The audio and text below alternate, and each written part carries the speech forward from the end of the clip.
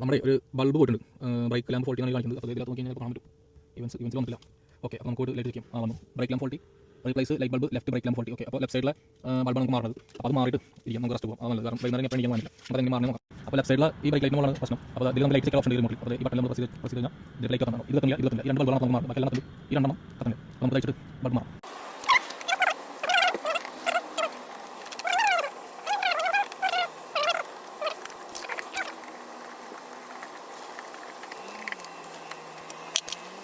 ഒന്നുകൂടി റിമോട്ടിൽ നിൽക്കുന്നു.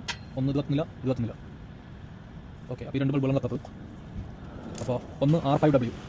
അപ്പോൾ R5W മാറാതി. അതിന് ഈ കവർ കൊണ്ട് കൊടുക്കാം.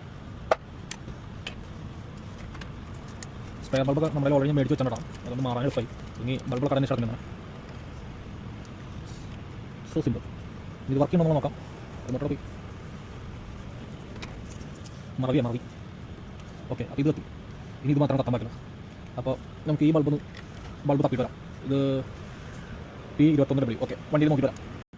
അപ്പോൾ P21W കിട്ടിയിട്ടുണ്ട്. ബൾബ് നമ്പറാണ്. ബൾബ് ചെയ്യുന്നു. നമ്മൾ വീണ്ടും ചെക്ക് ചെയ്യുന്നു.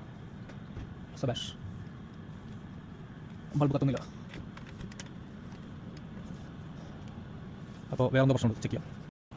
അങ്ങനെ അതൊക്കെ നമ്മൾ തിരിച്ചറിഞ്ഞു. ഇത് ബൾബിൻ്റെ അല്ല, ഈ ബൾബ് ഉണ്ടായിരുന്നു. പക്ഷേ ഈ ബ്രേക്ക് ലൈറ്റിൻ്റെ അത് ബൾബിൻ്റെ പ്രശ്നമല്ല, അത് ഓൾഡറിൻ്റെ പ്രശ്നമാണ്. കാരണം ബൾബ് രണ്ടെണ്ണം മാറ്റി നോക്കി, രണ്ടായിട്ട് ബാക്കിയില്ല. ഓൾഡർ കമ്മേർ റിപ്പോർട്ട് ചെയ്യാം. കമ്മേരുടെ അവിടേക്ക് പോകുമ്പോൾ നിങ്ങൾക്ക് മാറാം. ഇതാണ് ഫ്യൂസായ ബൾബ്. ഈ ബൾബിന് രണ്ടാവശ്യമില്ലല്ലോ, വേണം ഇതിനിട്ട് വയ്ക്കാം. ഞാൻ അഥവാ ഇനി അവിടെ വേറെ ബൾബ് പണിയില്ല.